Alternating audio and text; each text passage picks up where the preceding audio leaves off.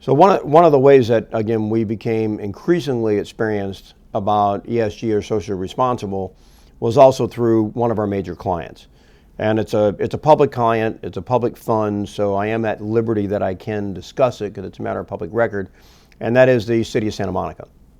And so we've actually managed portfolio assets for approximately 20 years for City of Santa Monica. And for those of you that are aware of Southern California, especially Santa Monica, West LA, believe me, you couldn't possibly think of any socially responsible consideration that we haven't had to deal with City of Santa Monica. And they are definitely at the forefront. They are way ahead of the game and have been way ahead of the game nationally for many, many years. So we became very accustomed to dealing with those things, frankly, before ESG and socially responsible investing, before it ever had a name, had a word, before anyone even ever knew that it existed. We were dealing with that both for them and many of our entertainment clients. Now, the overall strategy itself and what we really do does not differ significantly from our general high dividend strategy. As a matter of fact, what we're really doing is that we're making sure that all the parameters that we would need to meet our high dividend strategy are met. And so basically these are companies that we would buy, in many cases do buy, for our regular mainstream portfolios that don't have an ESG focus. Now the only difference is that once we have that core buy list, if you will, of securities that would be our preferential securities to go in purely for performance and income, then we do another layer. We do another screen, which is really looking at what is the record for those companies from an environmental standpoint, from a social standpoint, from a governance standpoint, and then where do they rank?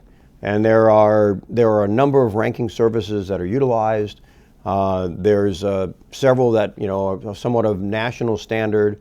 One called Sustainalytics that we will use unless a client wants to outline their own standard, which they can do. They can customize it if they want to tell us they want us to follow a certain track. And so, but at that point, we're not going to go buy things just to fill holes. All right, we're going to look at the companies that we like. We will run it through those screens, and if it where it comes out from a certain ranking, if it meets the standard, then we'll buy it. If it doesn't meet the standard, it'll get cut out. The reality is, if you want to pursue an ESG portfolio, look, base reality is you cut out a lot of energy companies. All right, you cut out tobacco companies. You're cutting out power companies that have nuclear power. Clients do have to realize that we've been doing this for over 20 years. We've got a very strong track record in it, but we can delineate for those clients that there are going to be ramifications of doing that. Nothing's for free.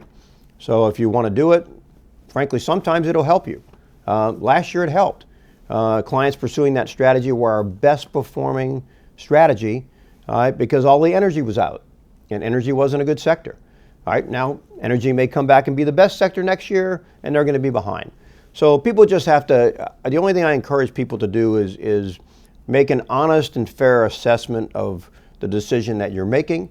And if you're going to do that from an environmental and social standpoint, then we'll be able to implement it for you, and we've been literally doing it successfully for over 2 decades.